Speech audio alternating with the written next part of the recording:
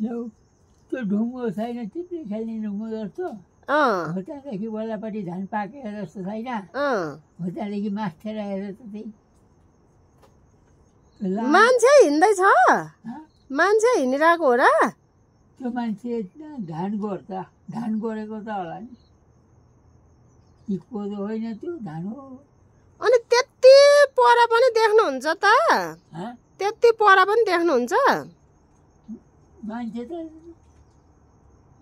त हो अब तिनीहरू त के चिन्छ यहाँबाट त्यति म त मान्छे हिँडेको जस्तो त देख्थिनँ हजुर म त देख्थिनँ त्यति टाढा त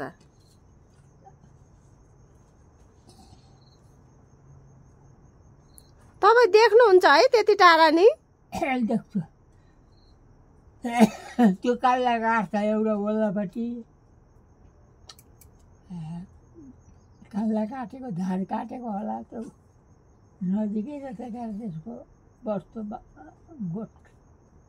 काल्ला काटेर रहेछ फेरि त्यही साउनेतिर तपाईँ कति वर्ष लाग्नुभयो रे अहिले तपाईँ कति वर्ष लाग्नुभयो 100 वर्षमा लाग्यो 100 वर्ष त होइन होला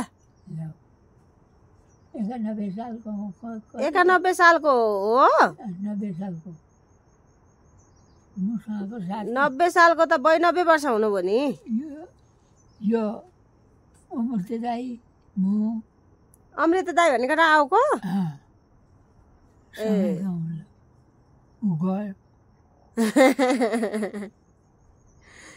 अनि 91-92 वर्षको मान्छेले त्यत्रो पारी मान्छे हिँडे देख्नुहुन्छ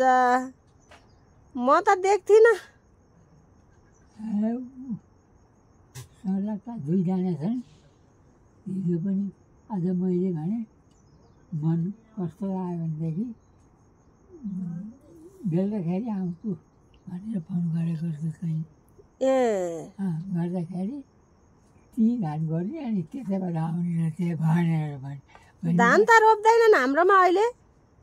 त्यहाँ तल त रोपेको छैन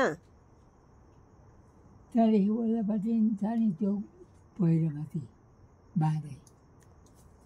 त्यो चरा त गोठ फुलेको छ कसको खोइ कसको हो थाहा छैन म त गइनँ नि त खेतमा घरमै बसेँ भएन त्यो तल गहिरामा एक गोठ त्यो माथि अलि माटामा छ एउटा गोठ कसको हो पनि त्यो खेतीको कुन हो म चिन्दिनँ त्यहाँ अब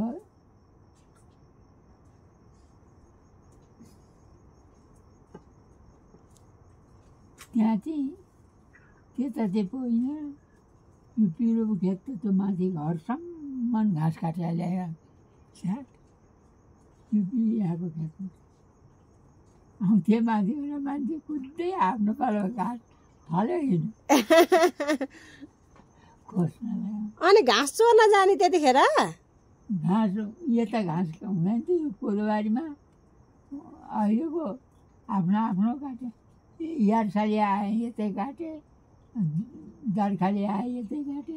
यहाँ रामा ल्यायो भने कराको काटेर लान्छ अनि खेर त के भन्नु गोगला त धरि नै राख्छन् अनि जैन बस्नुलाई घाँस चोर्न जाने त्यहाँ एकबारीको घरे मन्दिर काट्छ त्यो आयो माथिबाट घाँस कुदाएर ल्याएर त्यो वनतिर फाल्यो हुँदो अनि खेर पछि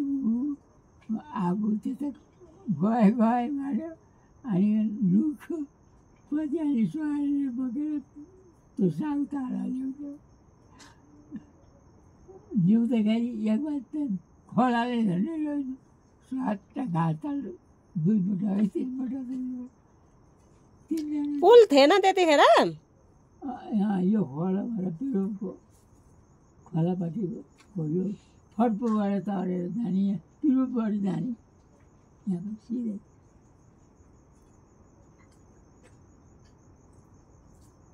तर्न सक्ने त्यहाँ अलिक फिल्डिएका ठाउँ छ यति आउँथ्यो नि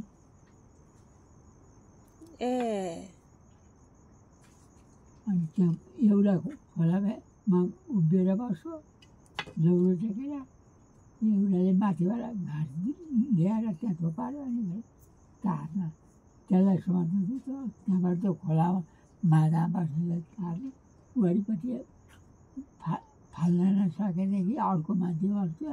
त्यसलाई अनि त्यता थपार्यो अनि वरिपट्टि आएपछि भारी हाल्यो ल्यायो।